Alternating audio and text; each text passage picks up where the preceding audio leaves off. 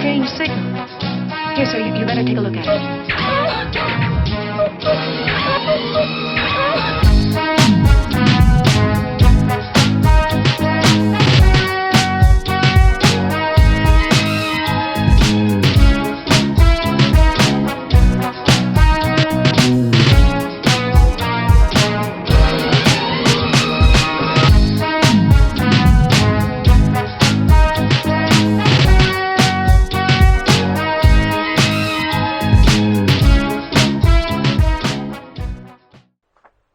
Hello listeners, and welcome to another episode of Life Through a Prism with your host Rob Tierney. And today I'm talking about the point in my life that I entered, as some might coin the term, a desert experience. This is part 6 in the series on conversion therapy. I'd come to a point in my life where I could no longer cope with my so-called clash of sexuality and spirituality that was not allowed to coexist according to the cult beliefs. Something had to change, but what I did not know, I was on my own and walking around in my life not knowing how to get by each day. I was in a downward spiral emotionally and worried that any instant something bad may happen to me because I was no longer under any quote-unquote covering of a church. I was fair prey to all the evils of the world to come and devour my soul. Listeners, there is a pull with your heart when you're looking for help. You want to be quote-unquote fixed, but not knowing who to talk to, let alone who you are able to trust. With where I live, there is not a lot of options for reaching out to find help. And then when I did reach out, my religious part of me would then raise its ugly head and I would stop looking for help. The other problem with trying to find help is, where do you go? I could only find one state-based organisation, and unfortunately it did not work for me. Phone counsellors would come and go, and then there would be the process all over again would start. Being older, that does not help, because there for many years has been the emphasis on helping young people, and I'm not against that. I'm there cheering on for their help, but there is an invisible group of people who are in between, not young and not elderly, who are searching out who they are. The services are not just there, neither then nor now. They are slightly better than they were 10 years ago, but not much in my own opinion. To continue the story, I'm going to play an excerpt from a recent podcast that I recorded with my dear friend, Sharon Convenus-Jones. It talks about how I first met Sharon and the journey that I was able to start to heal as a person.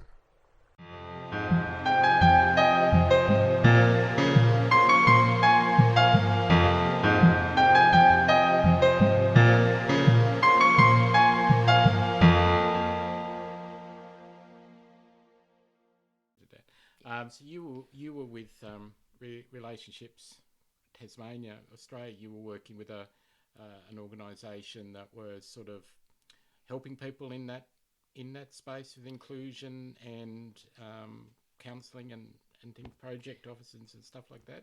Yeah, when I was first, at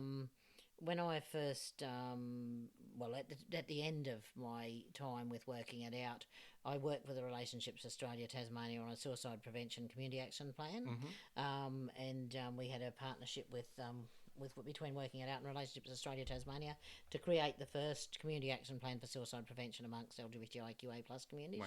Well, LGBTI communities, I think it was. Then we keep adding these letters, and I forget when they were added. But yeah, so that was pretty exciting, and so I worked with them. And then when I left Working It Out, I got the job as the suicide prevention project officer, doing community action plans for suicide prevention. So again, we come back to the community. Yep. And we're doing community action plans for suicide prevention, but we're also running LGBTI community groups as sort of advisory groups and as well for that community action plan, and that's how that started. Then we kept those groups running as well for some social inclusion and also some advisory sort of role for that as well. And of course Relationships Australia does a whole lot more, but they have a pretty big suicide prevention team as well here in Tasmania. So so I spent 3 years with them, and that's where we first met. I suppose from my perspective was that struggling with my sexuality because of coming through the church system and all that guilt and trauma that came through that, trying to find, like, because having a physical disability, you know, try to go to groups that are quote unquote normal, and you are there with a walker, a walking aid, and it's sort of like you don't fit in. You know, it's sort of like you're sitting there and they're all talking about their holidays and their cruises and it's stuff like that. And I'm sitting there and I'm looking down at my feet, you know, not coping and leaving those situations in tears, you know, going, because like, you know, it's almost like, you know, even a dog will take the crumbs off the table, you know, when there is, and living in Launceston, there's not a great deal. It's not as big a, like Hobart, say, where there is more people, or on the mainland, or wherever you may live overseas listening to this. The social opportunities, and if you're not somebody, like I was never one for going into pubs and clubs. Well, being disabled, that's another story, you know, for being into access and stuff. And so there was a person that I knew at a time. It's interesting how circumstances, one goes on to another and goes on to another. And I happened to meet an elderly lady, and she said, would you like to come to a community group meeting? Now, I was, you know, I'm very introvert by nature, shy by nature, with all the trauma that I'm carrying, with all the, like, oh, why would I want to go to something else again, where everywhere that I've been, you know, I've just been like sat down there, have a cup of latte and no one to talk to. So I don't know, I can't tell you why I said yes, but we both knew this person who is now passed away, but she was a very strong person, but a very caring person. So it was sort of like, you know, almost giving me that little push to go. Yeah. I would say more than a little push. And I'll never forget it. We went into that building, opened the door, and at the time had blonde streaks. Not, you know, we won't say you're going grey now, but, you know, blonde streaks. And you just looked at me and you said, "G'day, mate, welcome." Yeah. Now, that was like 3 words that have stuck with me up until today. And they will stick with me until the day that I die. Yeah. Because when you've been and gone to places and then been involved with organisations, whether it be church organisations, other organisations, and you go along there and they're told, "Come along, we'll make you feel welcome." And then you go and you're not made feel welcome because you don't meet X, Y, and Z, and you don't click, and you don't have the right pedigree, or you don't have the right thing. So that was sort of like, for me, it was like, there's something different about this person. I couldn't work out what was different about you. It was just something different, and I thought, I want to get to know this person. But me being me, it was sort of like, I deep down, you know, very deep down, don't look like you're interested in getting to know. You're just sort of like, sitting there and listening, because listeners, for me, I'm one of these people that will sit for quite a long time and not say anything. I can go months. I don't know so much about now, but I can go months and not say much, and like still waters run deep, and then I will start to speak, and then people would say to me, "Oh, gee, you've come out of your shell. You know, we didn't know that, you know, you've got this much to say." But the thing being is, with all that trauma of, you know, going into these things, and you open yourself up because they say, "Oh, you know, be part of this," and you found that you've been shot down because of X, Y, and Z, or you're not, you know, you don't. And so what do? You end up, in my case, it was like, I give up. Yeah. Shut down. Yes. Because it's safe. Yeah. True. Because the thing is that why risk myself to being hurt again? But there was that little bit of me that said, "Oh, we'll keep this open. This. It's an open." So, I mean, I don't have a lot of memory back that because a lot of it was sort of I was going through a lot of hard time. But I know that every time you had not changed who you are as a person. You know, it's sort of like you get to know people and they are who are you see they am at day one, but by about year one, that you get to know them. You know, yes, we all have our foibles and flaws, but you've never changed. You've always been that caring, welcoming person.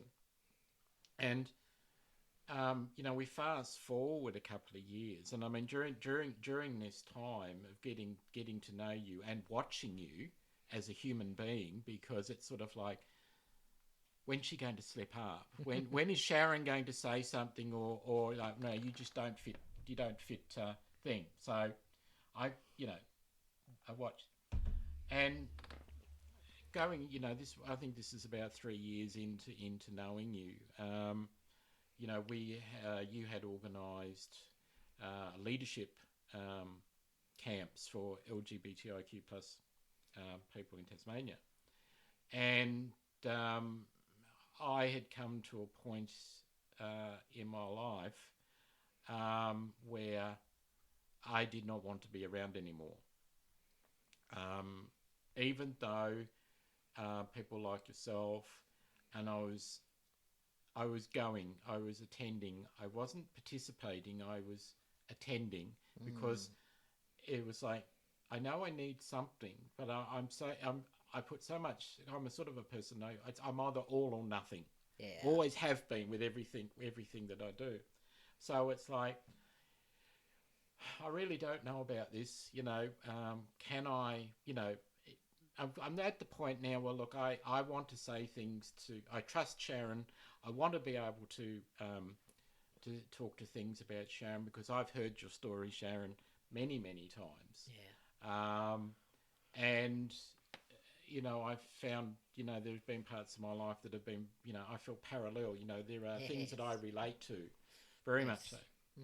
So I got to a point one day, and I talk a lot about signposts, major milestones, you know, in life.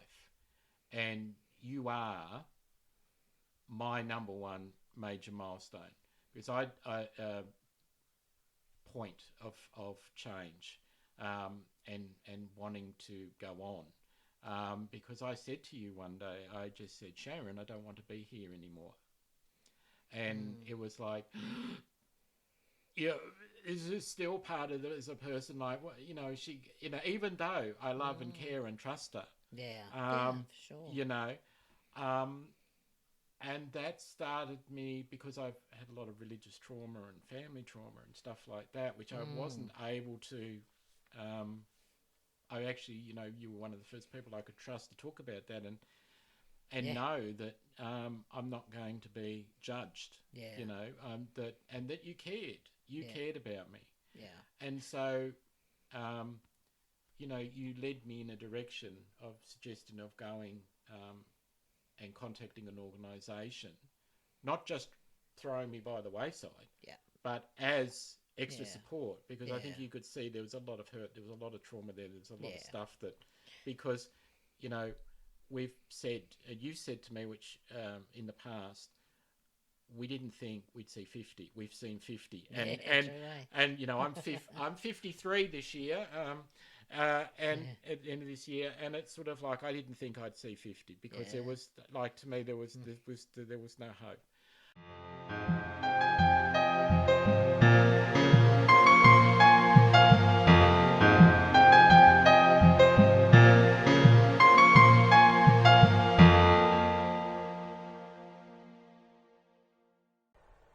That's it for this episode, listeners. Thank you for listening. Until next time, take care and bye for now.